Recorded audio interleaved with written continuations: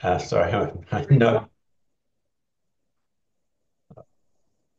Good afternoon, everyone. I see that I'm a little blurred, so I don't know what to do about that. But you may have to put up with Blurry Dave today. My first job today is to make sure that I regulate my voice because I've had some feedback that my voice goes up and down, gets louder and softer, and some people are having difficulty listening to me. So just know that I'm doing my best to address that and try and be consistent with the level of my voice. I am Dave Roberts. I'm the Capital Projects Manager at Woodland Pond, and this is my weekly update for letting everyone know what's happening with the alterations and additions and the expansion of Woodland Pond. Um, it's been, well, every week's a busy week at the moment, but we are, as I've said before, in the middle of our pricing process.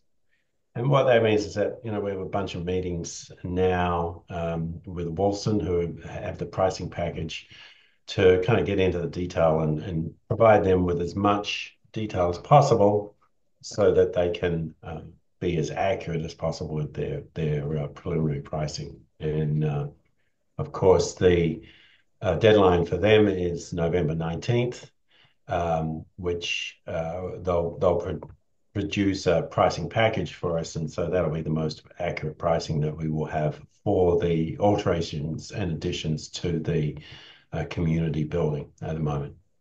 And so what all that means is that we're having meetings where I actually was just in the middle of a meeting with Wilson, so they're our construction manager, and the HVAC crowd just to sort of walk through the particulars of the uh, mechanical costing and things like how much of the ductwork are we going to be reusing, and that sort of thing. How much relocation of supply and return air it's going to be. And of course, you can imagine that all affects cost and getting this information. It isn't all on the drawings at the moment because we're at schematic design drawings. I just remembered that my voice went down a little bit. So we're just getting as much information as possible and, meetings with the kitchen designers as well to talk about, what kitchen equipment, pricing for kitchen equipment, what that's going to look like, just so we're as accurate as possible. I also wanted to give you a little insight as to our design process. Um, and this is just one sort of example, and I'll share my screen with you. And, at the moment, one of the things that we're discussing is the fast casual dining. And what we're talking about there is, with the our dining director, with Phil and Jared, with those discussions, they're saying, oh, well, maybe you want to put a little more equipment in there, cooking equipment, which would require a hood in order to better service our programming for that space, and that means what that means is, cooking some food there, being able to deliver it to residents quicker, being able to provide, better quality of food. How do we do that? So we're at the moment in design process where we're looking at, maybe like slightly expanding that kitchen use. And then we have a bunch of meetings, to discuss, okay, what are the implications about that? What are the implications for HVAC and so on? What are the implications for the enlarged footprint? How does that impact the number of tables that we have in that area? And then also looking at the overall design. So we have to coordinate that sort of decision making with all the designers to make sure that we still have meet our seat counts. And then there are other design implications as well. And what I mean by that is, okay, we're introducing a hood to that area. What does that mean in terms of sound for the residents who are sitting in there? Is it still going to be a comfortable and quiet setting in order to eat? So all these sort of things are part of this sort of more intensive design process as we zero in on certain aspects of the design and also understand and appreciate all the implications of even simple design decisions. So that's a little bit of insight into, just one part of the design process that we're going through at the moment, and I'm not really sure at the moment where that's going to land. We're trying to contain the footprint of that fast casual dining kitchen, but also want to provide the best service for future dining in that area. We did also this week on Wednesday, as I said last week, we had a board meeting, and that was really our process there, along with Greystone and our other partners in this process. We're really bringing the board up to speed in terms of our progress, and especially regarding costing and schedule. And so that was a very successful meeting. There was no actual decision making to be done by the board. It was really just to inform them where we are in the process at the moment, that we are on schedule, and that the feedback we're getting from the planning board is very positive in terms of the way that they see this application for the alterations and additions, that they see it as being pretty straightforward, and that they're happy with the documentation, and they're advising us on what additional, if any, documentation we need to make. So our actual application, our formal application, goes into the planning board on Monday. And that is, once again, November 19th is a big date because that is our first public meeting at the village to go through our planning board application for the alterations and additions. It's also my daughter's 22nd birthday, so big day for me on November 19th. One thing that came out of that meeting, and I thought I should share with everyone, is some of the scheduling and well, actually, what's the scope of what we have within the 2025 renovation.